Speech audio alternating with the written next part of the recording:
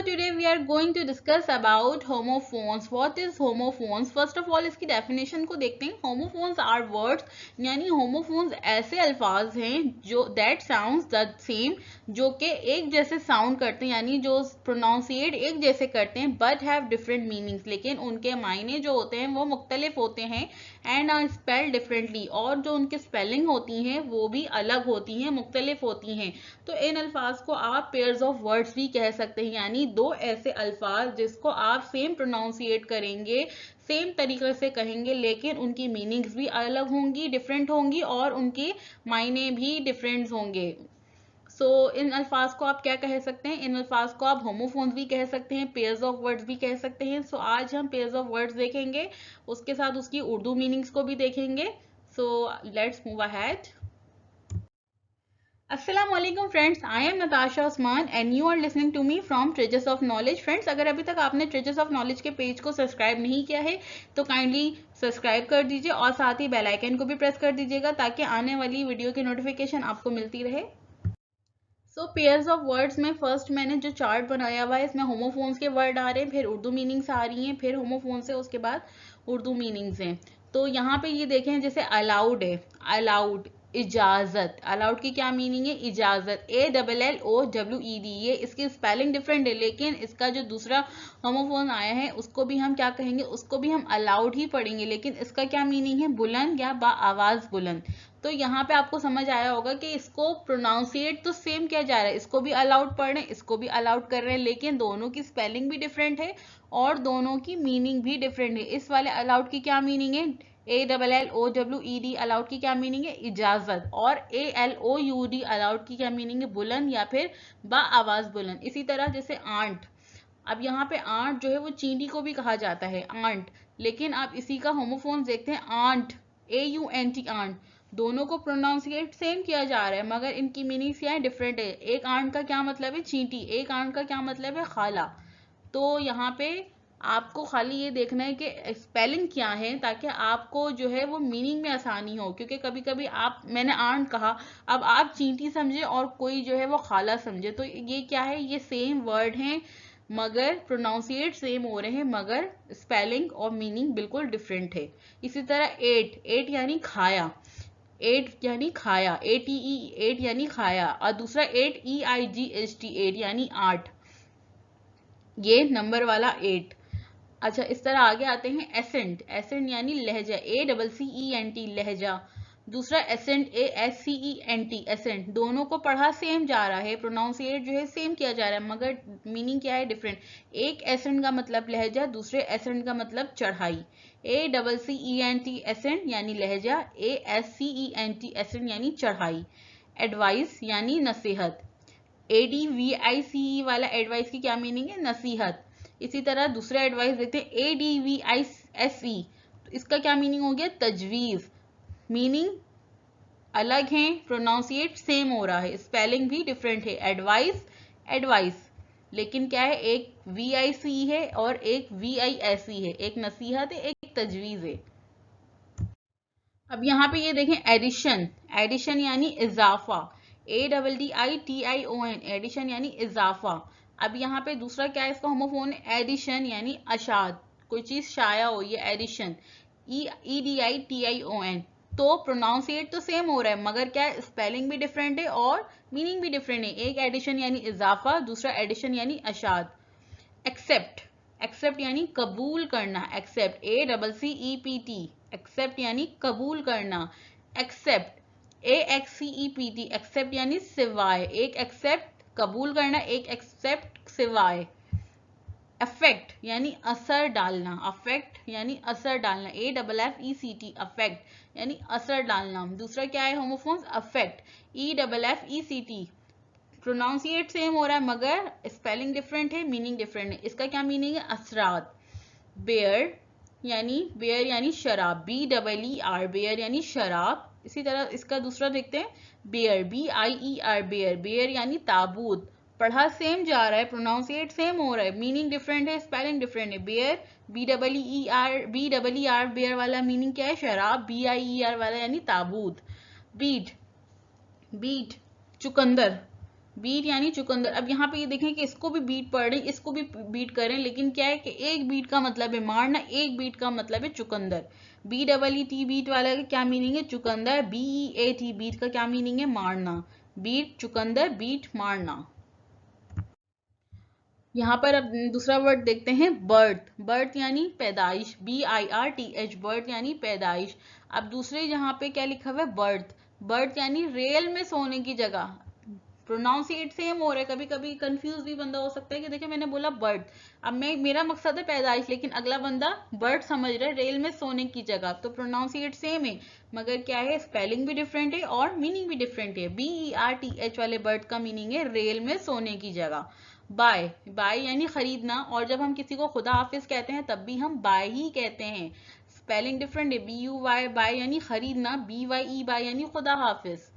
बीच, बीच यानी साहिल समंदर, BEACH, बीच, इस बीच का क्या मतलब है? साहिल समंदर।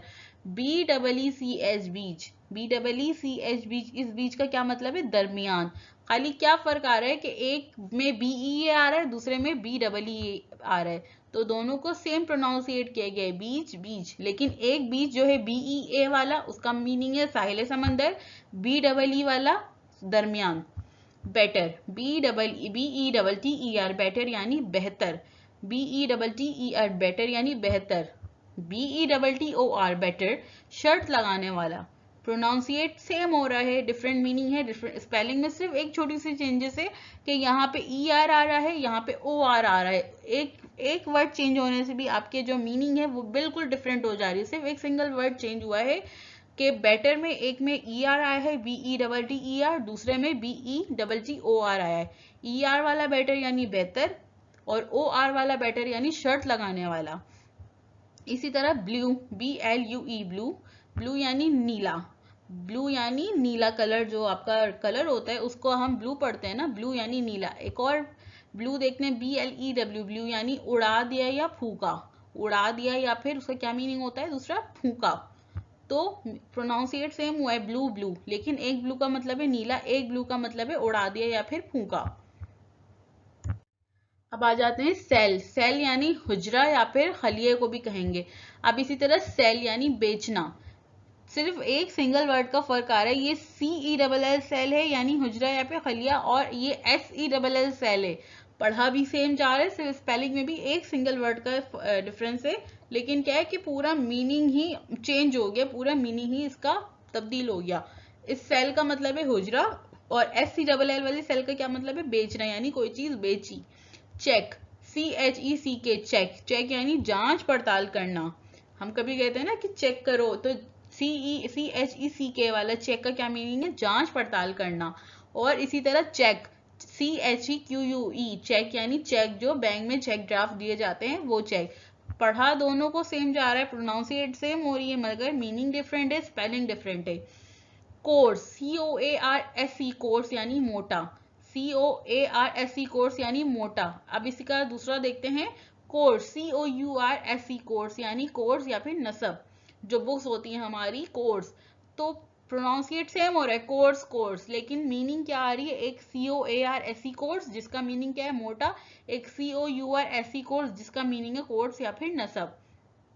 कॉम्प्लीमेंट, कॉम्प्लीमेंट यहाँ पे क्या है? COMPLEMENT, कॉम्प्लीमेंट यानी तकमील करना, कॉम्प्लीमेंट यानी तकमील करना। यहाँ पे COMPLIMENT, यहाँ पे भी क्या फर्क आया? खाली PLE एक जगह आ रहा है और एक जगह PLI आ रहा है। कॉम्प्लीमेंट पढ़ा बिल्कुल सेम जा रहा है, प्रोनाउंसिएट बिल्कुल सेम हो रहा है, मगर PLE वाले कॉम्प्लीमेंट का मतलब है तकमील करना, और PLI वाले कॉम्प्लीमेंट का मतलब है खराज तहसीन या फिर तारीफ करना, खराज तहसीन या फिर तारीफ करना। डाई, डाई यानी मरना, DIEY, डाई, मरना।